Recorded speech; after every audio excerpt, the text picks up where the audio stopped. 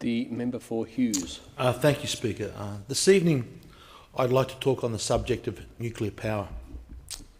Our nation hosts about 1/3 of the world's total uranium deposits.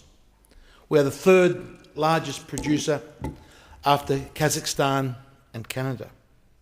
But yet, there is no nation in the world of Australia's economic size or larger that is without nuclear power. In fact, we stand alone amongst the world's 25 top economies in excluding nuclear power's use for baseload power. I believe, Speaker, that the time has come that we remove the prohibitions preventing the development of nuclear power plants in this nation. I do not say that we should be out building nuclear power plants tomorrow, but if we are going to have truly technological neutral policies, we must look and include nuclear power. We must be able to look at the new developments in this field of small nuclear modular reactors that have a great potential in the years to come. If we look around the world today, Deputy Speaker, 11% of the world's electricity comes from about 450 nuclear power reactors, of course, which emit zero CO2.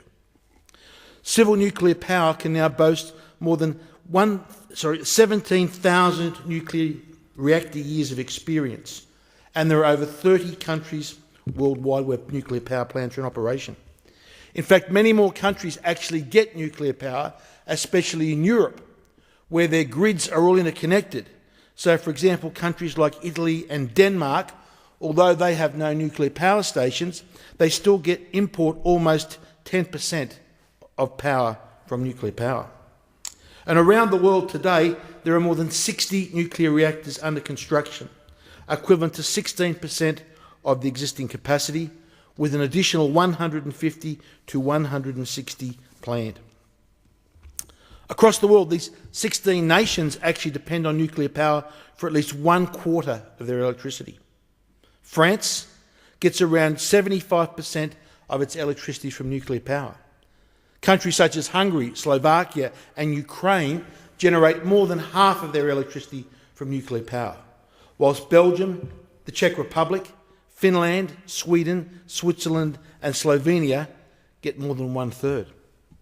South Korea and Belgium normally get more than 30% of their electricity from nuclear power, while the USA, the UK, Spain, Romania, Russia get about 1/5 of its energy from nuclear power.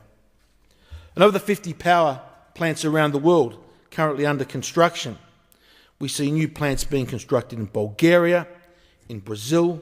We see in China, where there are now 38 reactors operational on the mainland and 20 more under construction. In Finland, we see they have their 5th nuclear reactor under construction. India, 22 nuclear reactors in operation and 6 under construction. Pakistan with 2 under construction. The list goes on. Even countries that do not have nuclear power have looked at the options and decided that is the best option for those. We've seen Belarus building 2 nuclear reactors. The United Arab Emirates is actually building 4 1,400 megawatt equivalent reactors to be ready by 2020. Other emerging countries are committed to nuclear, including Lithuania, Turkey, Bangladesh, Jordan, Poland and Egypt. And yet, here in Australia, the nation that has the most resources of uranium in the world still has a ban. Speaker, I believe it is time that we relook at this. In our nation, last financial year, 109,000 Australian households had their electricity disconnected because they couldn't afford to pay their bills. That's close to 280,000 Australians living in households without electricity. How do those kids do their homework at night? How do they keep food fresh if they have no refrigeration? How do they cook dinner at night? As the richest energy nation in the world, Deputy Speaker, we owe it to all Australians to open up the possibility of nuclear power for this nation.